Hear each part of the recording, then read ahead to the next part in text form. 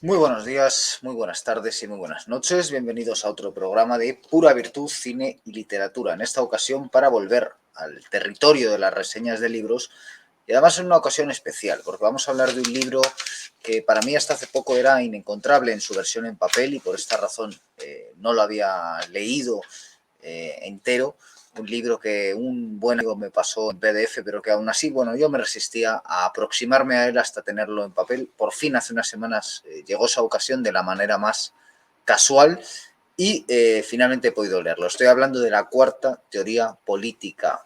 Para muchos, el libro fundamental de Alexander Dugin, el autor que muchos coinciden en señalar como aquel que se encuentra detrás de las ideas políticas de la Rusia contemporánea, aquel que mejor las ha analizado y que en buena medida mejor las sintetiza en su obra, más allá de que él no esté plenamente alineado con Vladimir Putin y desde luego Vladimir Putin, aunque tenga en cuenta su obra, tampoco sea exactamente un fiel pues transmisor de esas ideas a la realidad. Ya saben, el problema del rey filósofo está ahí desde la carta séptima de Platón y Dugin tampoco se escapa a él. Estamos hablando de los problemas que tiene la filosofía con la política, por supuesto. Pero bueno, más allá de esa cuestión, a la que volveremos quizás al final del vídeo, ¿por qué es relevante este libro? Que quizás yo no hubiera leído si no iba a ser por la influencia de más de un buen amigo que me lo ha recomendado. Muy sencillamente, La Cuarta Teoría Política es un libro que se aproxima a la política desde un punto de vista tradicionalista. Es un libro publicado en 2009 y quizás ahí esté el primer punto a destacar del libro, que quizás desde la publicación en el año 1951 de este libro, de La emboscadura de Ernest Junger y desde la publicación en el año 1961, 10 años después de este otro libro, de Cabalgar el Tigre, no se había publicado un libro tan importante desde el punto de vista político para el tradicionalismo. Me explico. Cuando Junger y más tarde Ébola publican el libro, estos dos pensadores fundamentales, quizás aquellos dos más importantes después de René Guénon, desde el punto de vista de la política tradicionalista, cuando hablamos de tradicionalismo, hablamos de la doctrina sapiencial, hablamos de la filosofía perenne. Digo que cuando se publican estos dos libros, ocurre que se está de alguna forma claudicando en ambos libros a la idea de tomar una opción activa en el devenir político de Occidente. Tanto Junger como Ébola en cada caso participaron activamente en el apoyo, en el caso del italiano, del apoyo del fascismo y en el caso del alemán del apoyo del nazismo, más allá de que ambos, seguramente por la cuestión racial, aunque también por otras cuestiones un poco más contingentes, salieron espantados de cada uno de esos dos movimientos. Pero después quedaron descartados, especialmente Ébola, que hasta el día de hoy sigue siendo un autor considerado de extrema derecha y marginado. Son totalmente borrados del canon filosófico de Occidente, quizás Junger con algo mejor de salud, pero Ébola desde luego totalmente descartado. Entonces ambos de alguna forma se dan cuenta en apenas en el transcurso de 10 años. Sabemos que Ébola era un lector de Junger, de hecho tradujo seguramente su ensayo más importante, que es El Trabajador, al italiano, y de esa traducción nace en buena medida Cabalgar el Tigre, y hay que considerar que La Emboscadura de alguna forma es la continuación y la culminación de lo que se propone en El Trabajador.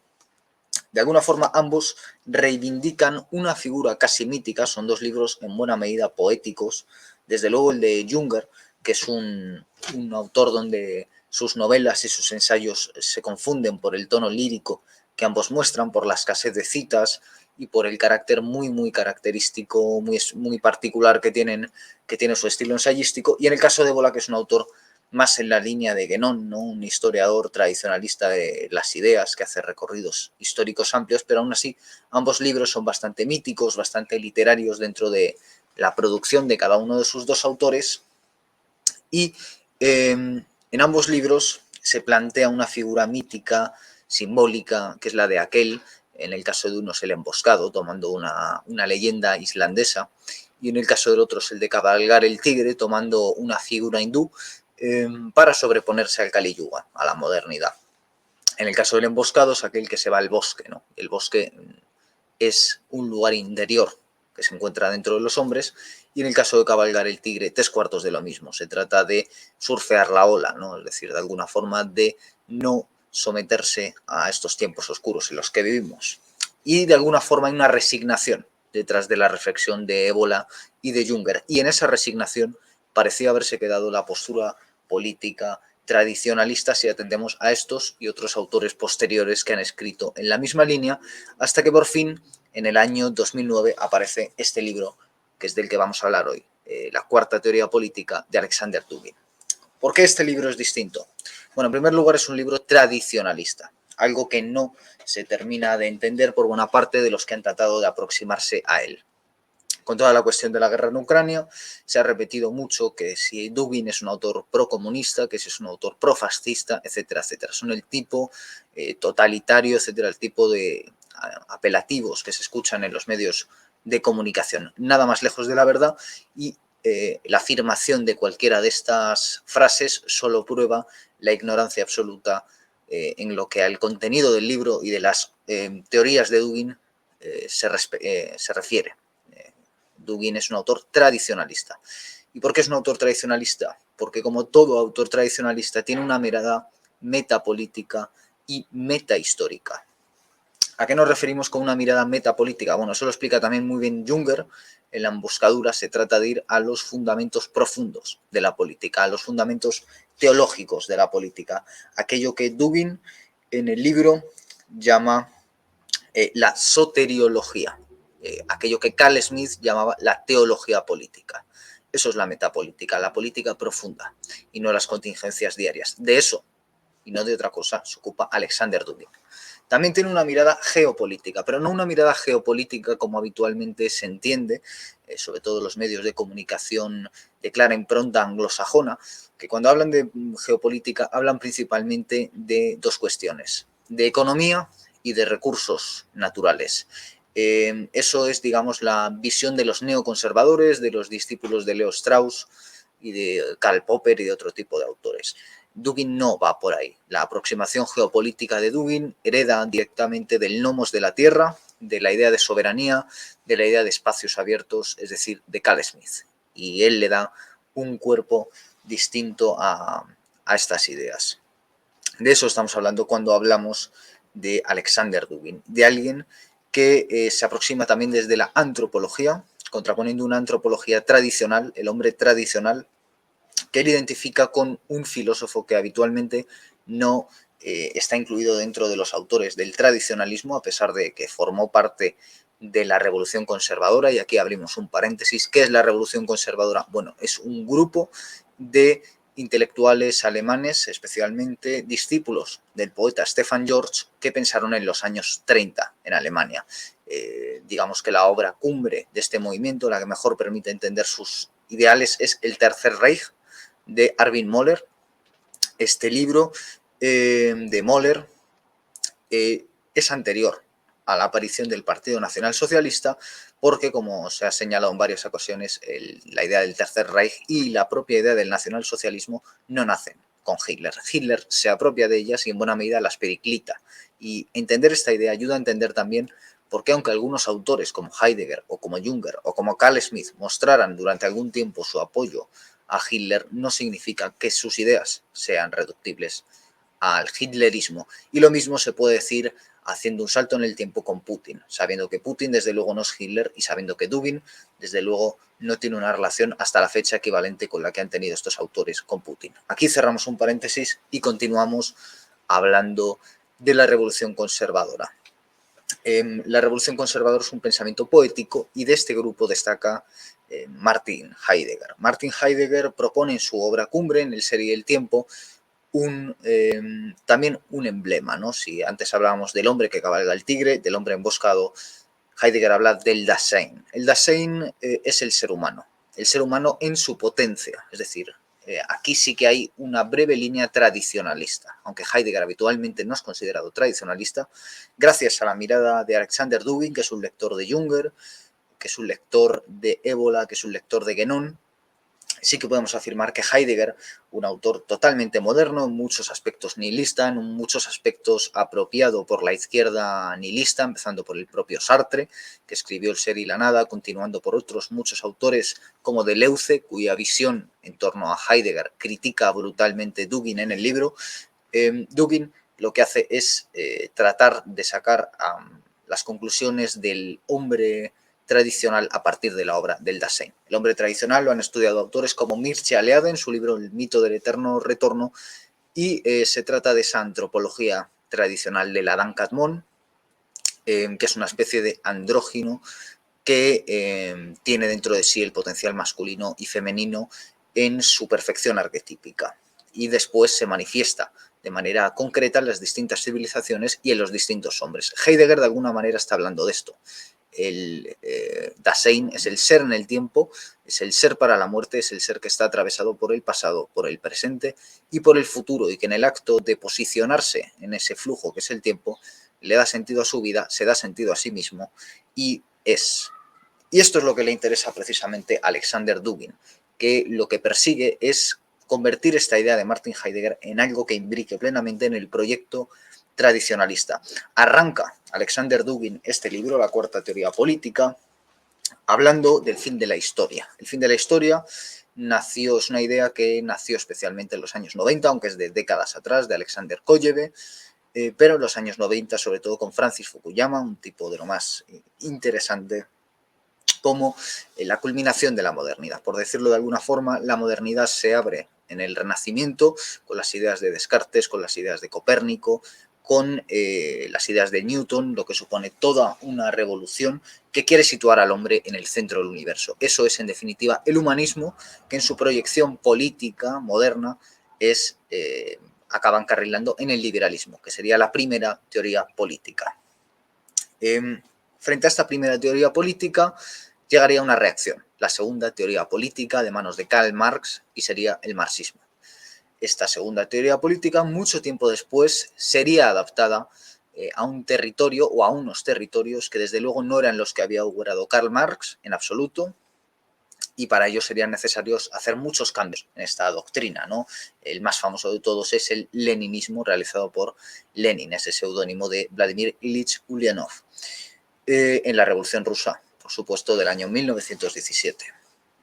Y más tarde, frente al propio marxismo y frente al propio liberalismo, especialmente frente al liberalismo y frente al estilo de vida burgués, nacería la tercera teoría política, que sería por un lado el fascismo, el fascio italiano de Mussolini, que no lo olvidemos, venía del Partido Comunista Italiano, y por otro lado el nacionalsocialismo alemán, que no lo olvidemos, incluye sí el término nacional, puesto que son nacionalistas, herederos del Volk, de esa idea romántica que habla del pueblo alemán, pero también son socialistas, es decir, tienen esa vertiente internacionalista, universalista, y también derivan de alguna forma del comunismo. Esas serían, en definitiva, ¿no?, por la idea del socialismo, que es una parte importante de la doctrina comunista. Esas serían las tres teorías políticas. La primera, el liberalismo, y las otras dos como reacción.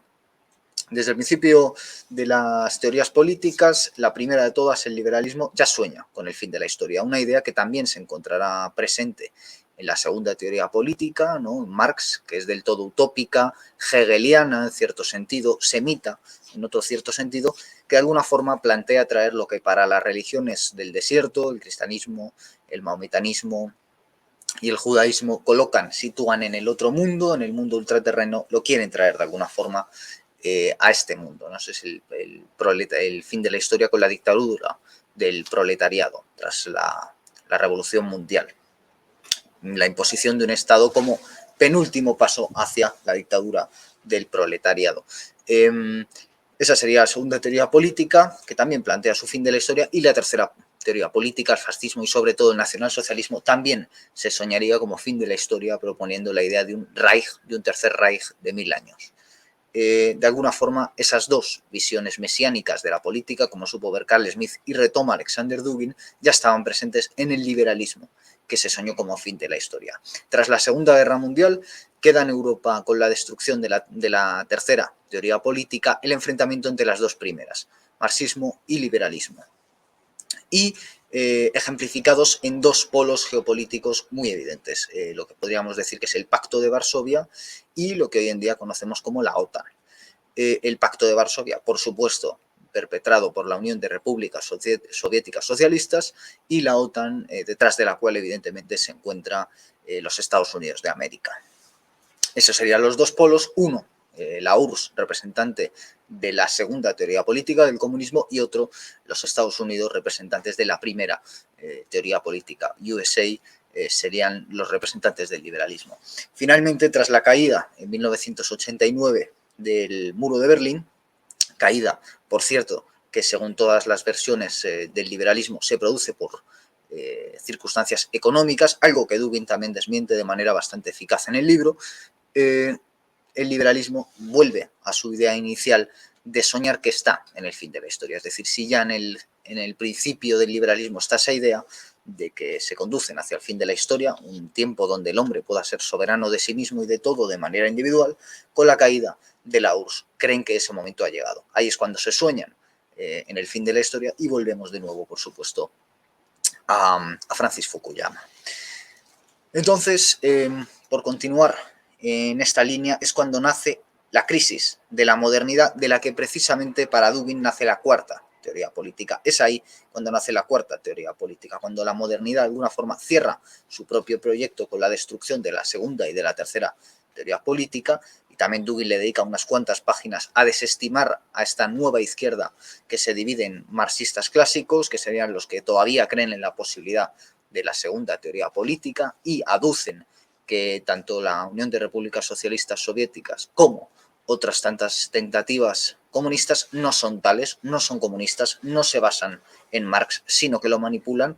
También estarían los socialdemócratas, que serían los que apuestan por un modelo híbrido entre liberalismo y estatalismo, para de alguna forma que el Estado trate de proveer aquello que el mercado no provee a las minorías sociales. Estarían los partidarios de la tercera vía de Giddens, que serían también de alguna forma socialdemócratas, y en último término estarían los representantes de la nueva izquierda. La nueva izquierda, heredera del postestructuralismo, de ciertos profesores franceses, entre los que se puede contar a Derrida, a Foucault, a Barthes, a tantos otros, que lo que proponen es un sujeto posthumano. Y ahí es donde entramos en el posthumanismo. El posthumanismo acaba en teorías como la de Donna Haraway, el cyborg, etcétera, que lo que proponen, o Deleuze incluso con el rizoma, que para Dugin es una perversión del Dasein heideggeriano, y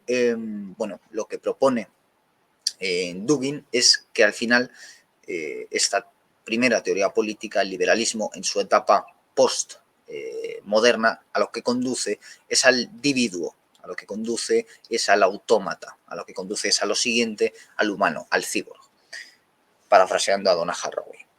Y ahora vamos con la alternativa que Alexander Dugin trata de desarrollar en el libro. ¿Qué es lo que trata de defender Dugin en lugar de lo que acabamos de comentar? Bien, una unión de tradicionalismo y posmodernidad.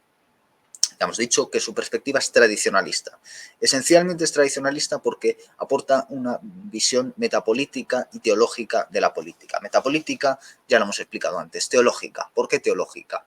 Porque, por decirlo muy simplemente, para él la solución frente a este panorama de sujeto posthumano, de autómata, del rizoma, es precisamente frente al rizoma, que es la horizontalidad pura, tratar de imponer un eje vertical. Por eso decíamos antes que Dugin es un tradicionalista. Ahí es donde nace la visión tradicionalista de Dugin. Pero Dugin no se queda ahí, porque de alguna forma, si esa fuera su única contribución, tampoco merecería la pena destacar su aportación, puesto que otros ya han hablado de esto antes.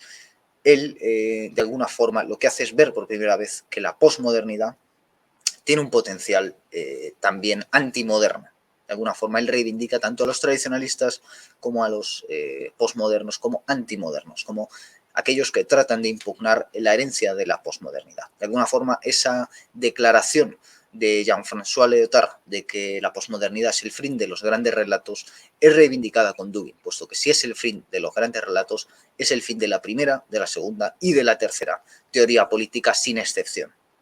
todo aquel que diga que el liberalismo todavía es válido como presente y como futuro, está reivindicando las ideologías. En cambio, un postmoderno las está negando. Por lo tanto, está aceptando el fracaso también del liberalismo junto con el del comunismo y junto con el del fascismo. Y esto es lo que reivindica Dugin y de lo que va a sacar una idea muy interesante, que es la de polos frente al de civilización.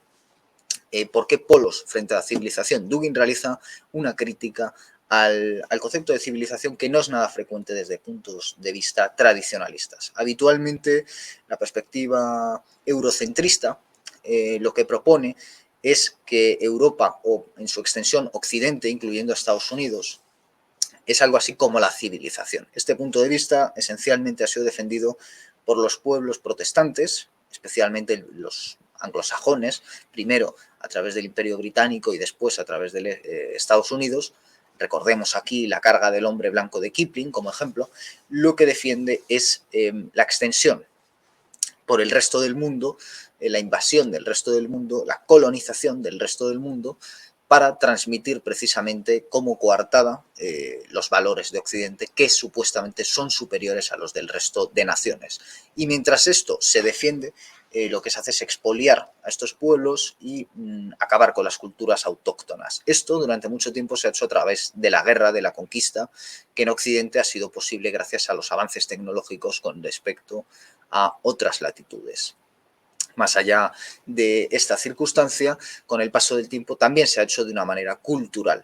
Es lo que ha hecho Estados Unidos al colonizarnos culturalmente, ¿no? Idea que también en los años 90 fue formulada de la siguiente forma. Entre dos países en los que exista McDonald's no va a existir jamás una guerra, ¿no? Algo que, por cierto, la historia ha desmentido, pero que más allá de eso supone la superioridad de una cultura, la occidental, sobre el resto. Frente a lo que cabría esperar, Dugin no reivindica esto, él naturalmente se reivindica a sí mismo como ruso, como eurasianista, que no es una teoría, por cierto, inventada por él, la del eurasianismo, es una teoría que se encuentra en la geopolítica anglosajona, y ahí hay que recordar a Mackinder, y que por supuesto se encuentra en la política rusa. Muchos autores, y algunos de ellos los cita Dugin en su libro, ya han hablado de Eurasia antes de él. Entonces, básicamente, donde el tradicionalismo y el posmodernismo intersectan en las ideas de Alexander Dugin es en torno al concepto de verdad.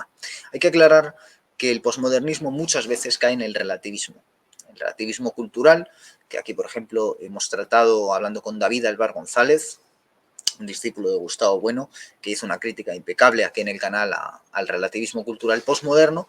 Dugin no cae en él. Dugin lo que hace es poner en cuestión que una civilización, que una cultura pueda albergar dentro de sí la verdad. No es que él niegue el concepto de verdad de manera noseológica, desde el punto de vista del conocimiento. Él cree que existe, Dugin cree que existe una verdad, pero no cree que un solo polo pueda representar dentro de sí esa verdad e imponerse a los demás. Él lo que opina es que hay distintos polos en la Tierra, distintas culturas, distintas civilizaciones. De esa forma, civilización dejaría de estar escrito con C mayúscula y empezaría a estar escrito con C minúscula, y estas distintas culturas, polos, civilizaciones harían varias aproximaciones a la verdad, de forma que ya no estaríamos hablando de una verdad, sino de varias verdades. Aquí es donde aparece el Dugin más postmodernista. Otra cuestión en la que intersectan el posmodernismo y el tradicionalismo es en la idea de que sujeto y objeto son equivalentes desde el punto de vista ontológico. Por decirlo de alguna forma, si según Heidegger lo óntico es el fenómeno, lo fenomenológico, lo existente, aquello que es contrastable, el objeto, lo ontológico sería el sujeto. Desde el principio de la filosofía occidental, recordemos Platón con su teoría del mundo de las ideas, se abre una brecha entre el objeto y el sujeto. Una distancia entre las palabras y las cosas, entre el mundo y sus conceptos. Esa sería la brecha que abre Platón. Heidegger propone ir a los filósofos presocráticos, y basándose en Nietzsche, por supuesto, en la recuperación de lo dionisíaco, para recuperar una visión del mundo donde sujeto y objeto no están divididos, que es el gran trauma de la filosofía occidental. Dugin de alguna forma le da una proyección política que no estaba tan presente en Heidegger y desde luego no lo estaba en Nietzsche, una dimensión geopolítica a esta idea. De alguna forma él concibe que la acción y el pensamiento no están divididos. Es decir, que pensar es actuar y que actuar es pensar. Y de alguna forma que una civilización con un pensamiento multipolar en su propia acción va a ser multipolar. Y de la misma forma, una civilización que actúa de manera multipolar, aunque no tenga desarrollado un pensamiento multipolar, lo está teniendo de manera, digamos, incluida, ¿no?, en su acción, por decirlo de alguna forma. De manera indirecta ya lo tiene. Entonces, bueno, vamos a hacer un breve alto sencillamente para indicar dos libros con los que podemos relacionar también, dos libros más recientes, y ya antes hemos mencionado dos auténticos clásicos, con los que podemos relacionar lo que llevamos hasta aquí de la cuarta teoría política de Dugin. El primero de ellos es este libro de Russell Reno, se llama El retorno de los dioses fuertes. Confieso que tuve la suerte de poder ver al profesor Reno cuando vino al CEU San Pablo el año pasado a dar una conferencia, y es un libro muy interesante porque es una enmienda a la totalidad del pensamiento liberal. Dugin le dedica muchas páginas a impugnar el pensamiento liberal y este libro hace 3/4 de lo mismo. Por lo tanto, queda más que recomendado, porque al final lo que propone Russell Reno, de una manera, digamos, no tan coherente y, desde luego, en mi opinión, sin el apoyo de las ideas tradicionalistas que sí encuentra Dugin, y ahí es donde está la superioridad entre otros puntos de Dugin, sí que propone el retorno de los dioses fuertes, es decir, de esos conceptos que al sujeto, podríamos decir, autómata, al cyborg, le asustan, le atenazan, que al propio liberal le parecen peligrosos, ¿no?, que atentan contra esa sociedad abierta propuesta por Karl Popper, que termina siendo una sociedad cerrada. En este libro de Russell Reno, que en la edición española está prologada por Adriano Riguel, autor de otro libro que critica a su vez de manera implacable a la nueva izquierda, que es Pensar lo que más les duele, también impugna la sociedad abierta y demuestra toda la mentira que existe en ese mundo de tolerancia, en ese mundo feliz que es el mundo liberal. Y el otro libro, más interesante aún si cabe, a recomendar es este, La ilustración oscura, de Nick Land. Son comentarios que Nick Land hace a Curtis Yarvin, y es básicamente un libro de recopilación de textos en los que se toma nota de la transición que hace Nick Land desde su primera etapa, en las que habla de esos númenos con colmillos, Fanget Noumena, ¿no?, ese conjunto de escritos que han sido publicados también en 2 tomos, el segundo tomo de muy reciente aparición en español, digamos, la transición desde el CCRU hasta esa neoreacción de Curtis Yarvin. Curtis Yarvin es una especie de seguidor de Ayn Rand, que propone una monarquía, pues no decir neoliberal, pero sí semilibertaria, por decirlo de alguna manera, anarquista también en cierto sentido, heredera de Ayn Rand, pero no liberal en absoluto, que resulta coincidente con Alexander Dugin en su crítica del universalismo. De alguna forma, Curtis Yarvin, Nick Land lo recoge y lo comenta de manera extraordinaria aquí, identifica un patrón, el del universalismo, vertebrando cierto pensamiento en Occidente que critica, y que es el mismo que está criticando Alexander Dugin también en la cuarta teoría política. Sin embargo, Alexander Dugin, el libro que reivindica al principio del suyo, es un libro de Alain de Benoist que se llama Contra el liberalismo. Este libro, básicamente, es el que le da pie a Alexander Dugin a desarrollar su cuarta teoría política. No en vano ese libro, en la edición rusa, se subtitula Hacia una cuarta teoría política. De ahí coge el término y de ahí coge la idea Alexander Dugin, dándole vertebrando, digamos, este concepto de cuarta teoría política precisamente en este libro del año 2009. Dugin había saltado en los años 90, si no recuerdo mal, en el 97 a la fama con su libro Fundamentos de Geopolítica, que espero poder reseñar prontamente en el canal junto con otros libros de Alexander Dugin. Mi idea es que este, si les parece a ustedes bien, sea el primero de varios programas en torno a la figura y el pensamiento de Dugin.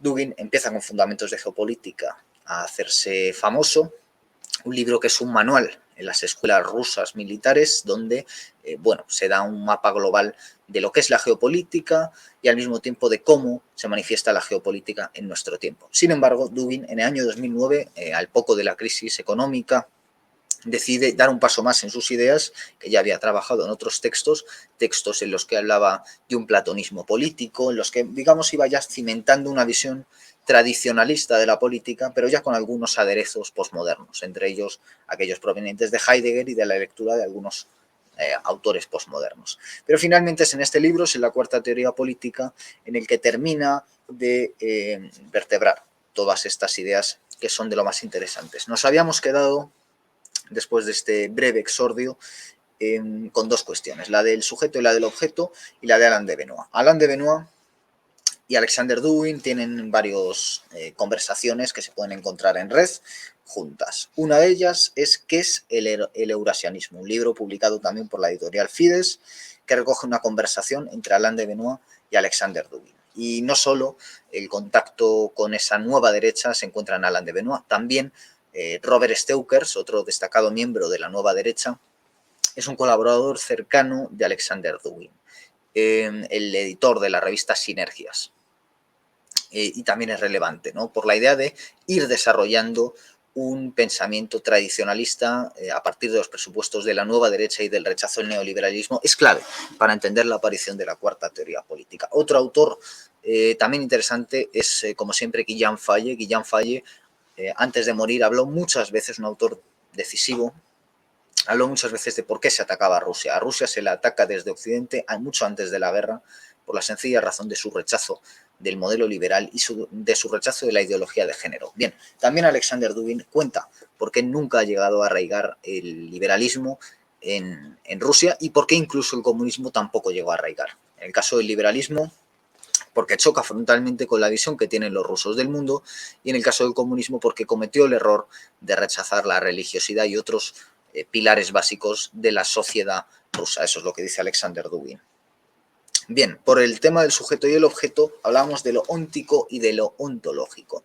Si impugnando a Platón en ese sentido, o mejor dicho, revisando a Platón y volviendo a Heidegger, quiere cancelar Dugin la distancia entre lo óntico y lo ontológico, Slavoj Žižek, otro autor destacado posmoderno, de hecho podríamos casi contraponer ambas figuras. Aquí hemos comentado, por cierto, libros de Žižek, y yo me confieso como lector de Slavoj Žižek.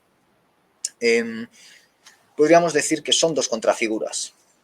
Hace unos años recuerdo el debate famoso entre Jordan Peterson y Slavoj Žižek, que se planteó como el debate del siglo. Se emitió en directo, yo lo vi de madrugada, y básicamente fue un debate en el que se planteaba el modelo liberal y el modelo comunista para el futuro. Jordan Peterson, en su este famoso, podríamos decir, psicoanalista, al que yo también he estudiado, y comunicador, que es famoso por haberse enfrentado primero como profesor y luego como comunicador a la ideología de género en un país que es pionero en estas cuestiones, como es Canadá. Jordan Peterson sería el representante del liberalismo, a pesar de que tiene una espiritualidad y no es exactamente un liberal en muchas cuestiones, pero podríamos definirle como liberal. Y trató en su intervención de impugnar el marxismo haciendo una lectura crítica del manifiesto comunista. Slavoj Žižek, que ha reivindicado el comunismo en distintos libros como El sexo o el fracaso del absoluto, que está reseñado en el canal, en sus lecturas de Hegel, él es hegeliano y él es marxista, o en su libro En defensa de las causas perdidas, que es uno de los libros más políticos, o el más político incluso, dentro de los más ambiciosos de Žižek. Hace una reivindicación del marxismo cogiendo esa frase de Samuel Beckett que dice: fracasa, fracasa otra vez y fracasa mejor. Es decir, que frente a los que dicen que el comunismo se ha agotado, él dice que hay que seguir intentándolo, ¿no? Que a pesar del fracaso de los distintos modelos, y aquí hay que recordar que Žižek es un reivindicador de la figura de Stalin, es decir, que no compra la leyenda negra, entre comillas, del comunismo, como la llamaría algún que otro divulgador español, de estas cuestiones. Žižek de alguna forma piensa que hay que seguir intentando esa ideal comunista, ¿no? De alguna forma, volviendo a la clasificación que Alexander Dugin, él pertenecería al primero de las tipologías de la izquierda actual, ¿no? El marxista ortodoxo, que sigue defendiendo que las aplicaciones del marxismo no se basaban realmente en las doctrinas de Marx. Bien, bueno, en definitiva, lo que iba con esta cuestión, aparte de manifestar la diferencia entre Dugin y Žižek en la cuestión de lo óntico y de lo ontológico, de la distancia entre los conceptos y el mundo, que Zizek afirma y que Dugin niega. Zizek, que sería la contrafigura de Dugin, el filósofo que representaría lo contrario a Dugin, el filósofo que es mediático en Occidente, a pesar de que ahora esté sufriendo un poco una caza, a pesar de precisamente por su rechazo de la ideología de género. Zizek, de alguna forma, es un autor que sigue anclado en la segunda teoría política. Jordan Peterson sigue anclado en la primera teoría política, pero aún así los liberales consideran que el futuro solo se puede debatir entre esas dos opciones y dicen que ese es el debate del siglo. Un debate que dejó mucho que desear y en el que Zizek demostró su altura intelectual sobre Jordan Peterson y su capacidad retórica inmejorablemente mejor también que la de Jordan Peterson.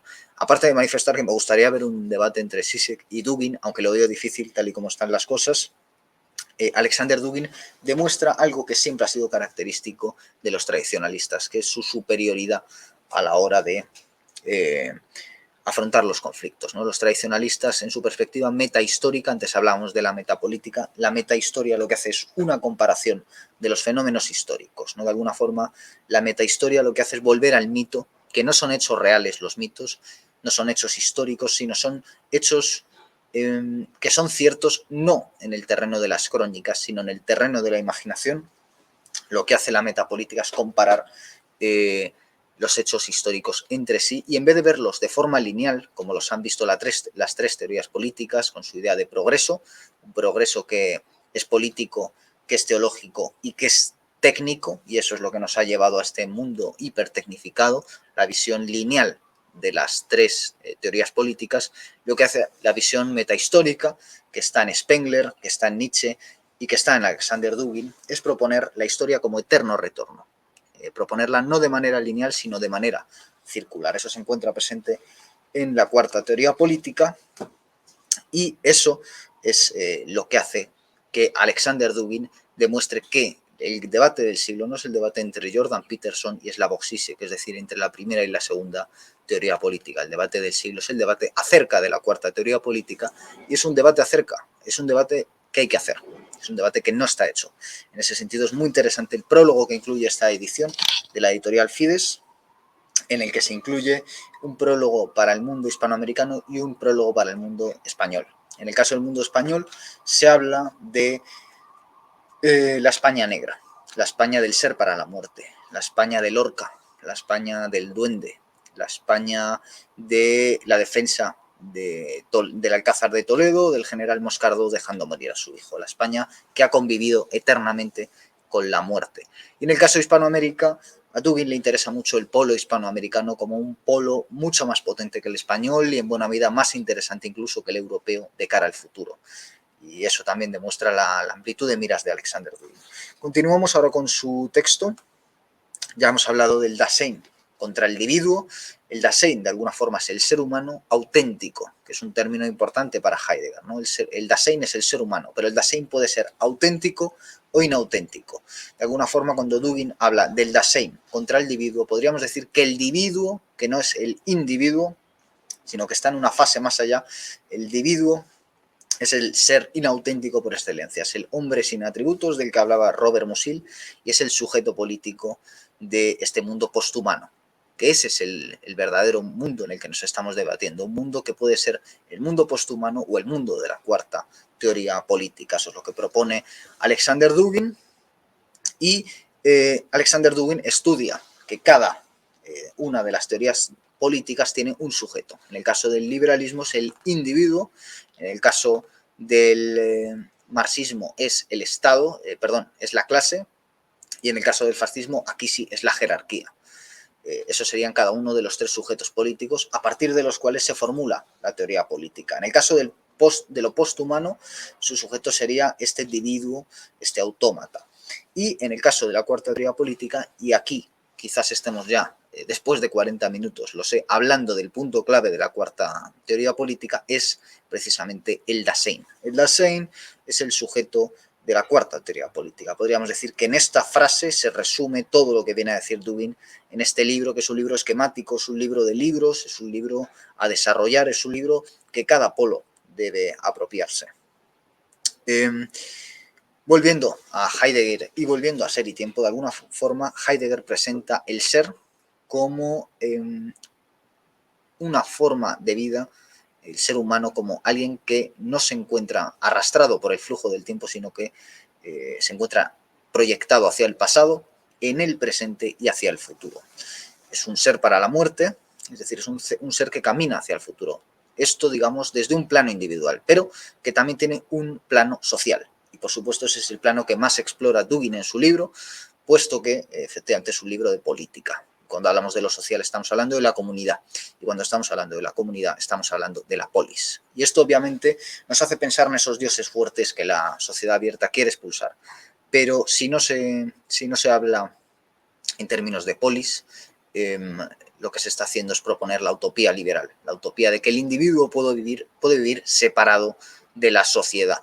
Y eso es lo que rechaza de plano Alexander Dugin y cualquier antiliberal que se precie, ¿no? El ser humano no vive desarraigado. Desde que nace se va al hospital, se va a la educación, se va en el transporte público, se va por la calle, se va por la urbe, y todo eso de alguna forma no está ahí construido por un único individuo. El individuo no puede vivir en un mundo construido por el individuo, sino que se mueve en un mundo que ha sido construido por los antepasados. Lo que nos dice Alexander Dugin, y de nuevo aquí demuestra la altura de su potencial tradicionalista, es que es mucho más importante el patrimonio de los antepasados que el de los vivos.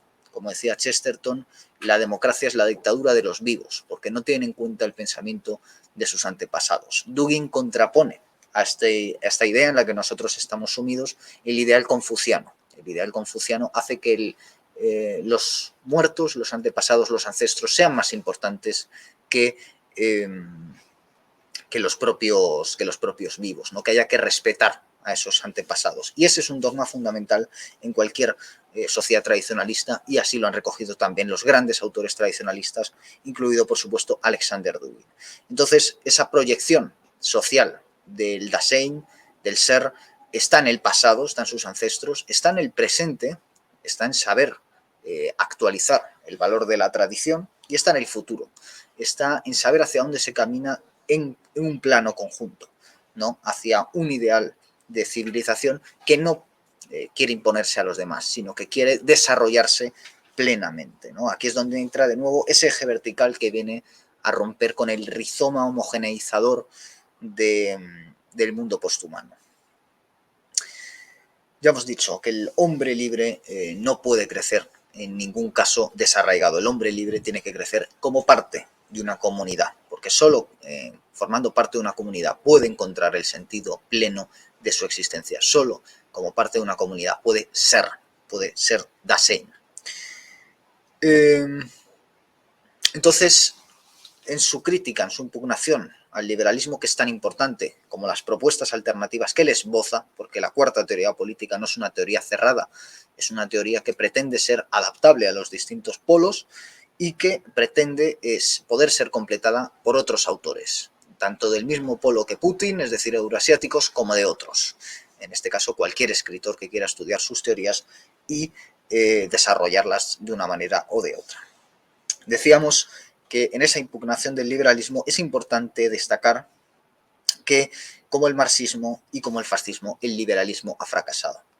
Frente a lo que se nos dice de que el marxismo cayó por razones económicas y que eso vendría a demostrar la superioridad del liberalismo, que no ha caído por razones económicas y por lo tanto es el fin de la historia, Dugin acaba con esta maniobra retórica y propone que no, que el fascismo precisamente ha demostrado su fracaso si vemos el nivel de descomposición y la verdadera carnicería espiritual en la que se ha convertido el mundo moderno. Todos los grandes críticos del mundo moderno, los tradicionalistas, críticos de la burguesía provenientes tanto de la segunda como de la tercera teoría política, del marxismo, del fascismo, lo que viene a señalar es el desierto espiritual que es el mundo moderno, que es el mundo de la primera teoría política, el mundo liberal, y por lo tanto no podemos negar ese fundamento. Si negamos ese fundamento, nos estamos alineando con el mundo del liberalismo. Hay que tener claro al amigo y al enemigo. De nuevo, Carl Smith, que seguramente sea a nivel político el que más ha influido Alexander Dugin.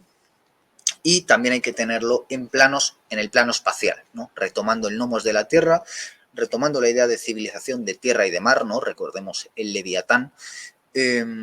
recordemos las civilizaciones de mar, como puede ser Estados Unidos, como puede ser el Imperio Británico, frente a las de tierra, como es Rusia. Lo que nos propone Alexander Dugin es una política de los espacios, que es la verdadera geopolítica, no la de la economía y desde luego no la de los recursos naturales, que desde luego son importantes, pero que en caso de ser considerados centrales o fundamentales o pilares por encima de lo político, nos harían de nuevo llevar al punto de vista del liberalismo. El liberalismo quiere hacer un reduccionismo económico. Ya lo hemos señalado, la caída del marxismo es por razones económicas, el triunfo del liberalismo es por razones económicas. Lo que hace el liberalismo es despreciar la política, situar en su lugar a la economía y generar una sociedad apolítica, donde aparentemente todo es ideológico, desde los programas que vemos en televisión a nuestra forma íntima de relacionarnos entre las personas, todo es ideológico, es decir, todo es político, con lo cual nada es político. Frente a eso, Dugin, digamos, defiende un decisionismo en el que hay que tener claro al amigo, al enemigo, y donde cada uno se constituye políticamente de una forma o de otra, generando un paradigma al partir del cual se definen todos los demás fundamentos de la sociedad, ¿no? Algo que desde un punto de vista, de nuevo, contrario al del tradicionalismo, también ha sabido ver Foucault con su idea de la biopolítica, ¿no? De alguna forma, la biología también ha sido determinada por la política y así lo han visto otros discípulos de Foucault como Giorgio Agamben, que se han dado cuenta muy bien de cómo el paradigma sanitario, el paradigma económico y tantos otros vienen marcados por una agenda política.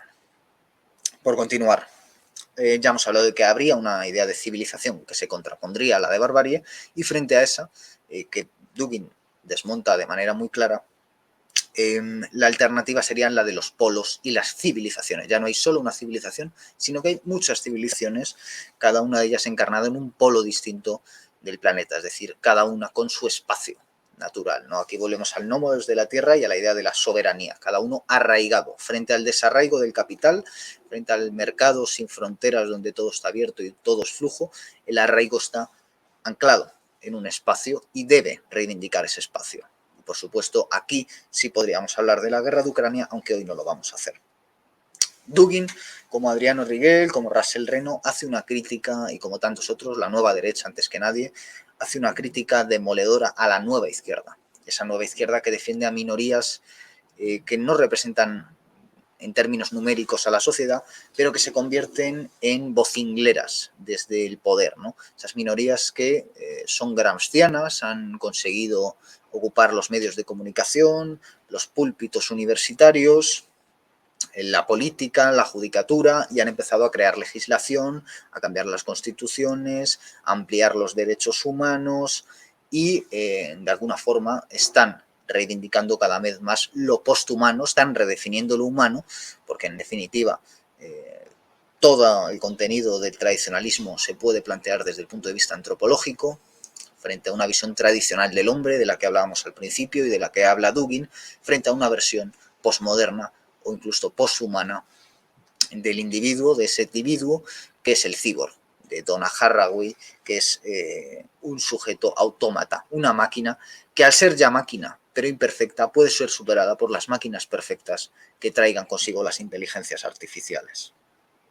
Entonces, de alguna forma, Dugin, en la línea de Alain de Benoit y de otros, critica hasta izquierda, otros que también provienen de la izquierda. Aquí podríamos pensar en Pasolini, al que le hemos dedicado un programa, a Cornelius Castoriadis, al que también recomendamos estudiar, a Michel Cluscart y a tantos otros que ya en su tiempo se dieron cuenta de esto, los critica.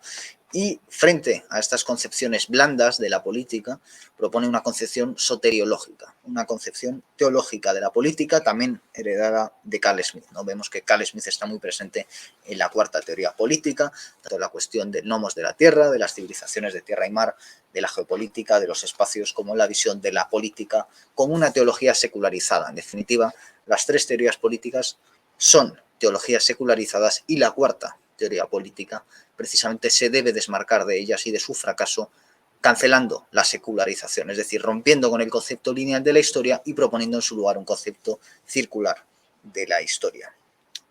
Para terminar con este primer programa, que ya se acerca a la hora y que creo que ha sido lo suficientemente enjundioso, primero hay que anunciar que mi intención es grabar programas sobre algunas de las obras más importantes de Alexander Dugin que han sido publicadas en español. Naturalmente debíamos empezar por aquí, por la Cuarta Teoría Política, su libro más importante. Segundo, quiero manifestar especialmente mi agradecimiento con una persona que es la que más me ha ayudado a discutir en el plano personal las ideas de Alexander Dugin. No puedo mencionar su nombre, puesto que no parece conveniente. Quizás en otro momento pueda decir de quién se trata. Aunque también hay que agradecer la figura de divulgadores a los que sí que tengo el placer de conocer de la obra de Alexander Dugin. Uno de ellos, José Alsina Calvés, ha escrito un libro hablando de la Cuarta Teoría Política desde una perspectiva hispana. Se llama La hispanidad desde la Cuarta Teoría Política. Le hemos entrevistado en 2 ocasiones. Y la otra persona que también está entrevistada en el canal es Carlos X Blanco, que ha traducido muchos textos de Alexander Dugin y que está en contacto con estas ideas. Creo que es otra persona también a seguir. Incluso podríamos añadir a alguien como Gonzalo Rodríguez, que también es amigo y también ha venido entrevistado al canal, y yo he ido entrevistado al suyo, que también ha estudiado las teorías de Alexander Dugin y ha mostrado su interés por ellas. Son 3 personas dignas de admiración, sobre todo en estos tiempos a partir de la guerra de Ucrania, en la que se está generando una leyenda negra contra Dugin. Ninguno estamos a salvo si nos consideramos en buena medida admiradores o por lo menos interesados en la obra de Dugin, y ya veremos hasta qué punto este propio programa supone en ese sentido algo de lo que podamos arrepentirnos más adelante, espero que no. Y sobre todo el intento de tergiversación por parte de Occidente y de que nadie se acerque a las ideas de Putin, ¿no? Llamándole nazi, llamándole comunista y llamándole cosas que, ya digo, eso demuestran que quien lanza esas acusaciones no ha puesto sus ojos o sus oídos en las palabras leídas o escuchadas de la obra de Alexander Dugin. Contra esto, bueno, sencillamente darlas a conocer, incluso aunque yo mismo no esté de acuerdo en todo lo que se dice. Cabe añadir que yo entiendo perfectamente la perspectiva desde la que habla Dugin, sencillamente como europeo no la comparto del todo. Ahora volveré sobre esto, pero además hay que decir que Dugin, su propia vida ha estado en riesgo. Recientemente sufrió un atentado que parece claro que iba contra su vida en Rusia, un atentado terrorista, detrás de cuya mano pues no sabemos con exactitud quiénes son los responsables. Se habla de Ucrania, se habla de los propios norteamericanos, no se puede asegurar ni descartar ninguna opción. Y en cualquier caso, Dugin no murió, pero quien sí murió fue su hija, una intelectual digna heredera de su padre, que fue brutalmente asesinada. Y este intento de asesinato contra Dugin, que se saldó con la muerte de su hija y que es una tragedia, por la que solo cabemos lamentarnos, ¿no? Salvo a algunas personas que lo han celebrado como Arcadia Espada, a la que, en fin, no calificaré lo que esta celebración supone. Pero este asesinato de la hija de Dugin, que era un intento de asesinato contra el propio Alexander Dugin, lo único que manifiesta es la importancia de leer a Alexander Dugin, de comprender sus obras y de no dejarnos llevar ni por la leyenda negra ni por los intentos de silenciar a Dugin con la difamación o incluso con el asesinato. Que te intenten matar es seguramente el mejor halago que se puede hacer sobre la obra de un autor.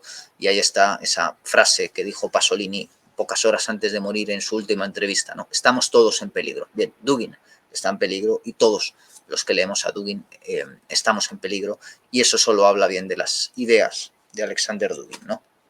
Los políticos, los filósofos y los pensadores convenientes para el sistema no son convenientes para nuestras bibliotecas. Y por último, solo quisiera decir las circunstancias peculiares en las que me llegó este libro y su lectura. Han sido las últimas semanas, de manera casual, después de encontrar el libro de manera casual y llevármelo a casa con la recomendación de este amigo que cito, y justo después de la publicación de La tradición de los europeos.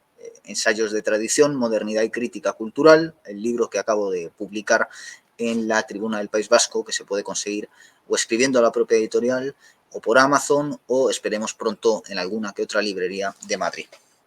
Un libro muy extenso, de casi 600 páginas, que de alguna forma, mientras yo leía este libro, me hacía pensar que quizás yo esté tratando de hacer una propia cuarta teoría política en lengua española desde la perspectiva de un europeo. Quizás no de manera tan consciente como Dugin, pero también he tratado de fusionar el pensamiento tradicional y el pensamiento postmoderno contra la propia modernidad, contra las tres grandes teorías políticas, contra los totalitarismos y con más de un punto en común. Por lo tanto, en definitiva, me ha interesado especialmente la cuarta teoría política, porque aunque yo había leído a Dugin, y aquí hay citados fragmentos de varios artículos que he leído de él, no había leído ningún libro de él, y al haber terminado mi libro, ya publicado, ya revisado, ya disponible, después leer este libro lo que me hace pensar es que no es una tarea cerrada. Después de un trabajo de esta magnitud, después de casi 600 páginas de escritura, uno podría decir, bueno, ya está, ya he dicho todo. Leer a Alexander Dugin lo que hace ver es que esto es solo el principio, que nosotros estamos tratando de hacer contribuciones, tanto desde lo audiovisual como desde lo escrito, para generar un nuevo caldo de cultivo, para generar el pensamiento del futuro, para hablar a nuestros descendientes, portando la antorcha, el fuego de la tradición de nuestros antepasados, y que esa tarea está viva. Y tenemos que hacerla nosotros porque nadie más va a hacerla. Así que con esa vocación nace esta nueva sección del canal de comentarios de libros más de tradicionalismo, de política, de metapolítica, de geopolítica, de metahistoria, y que iniciamos hablando de Alexander Dugin y que probablemente continuemos hablando de Alexander Dugin porque es mi intención seguir hablando de ello. Así que volveremos pronto con más programas aquí en Pura Virtud, Cine y Literatura.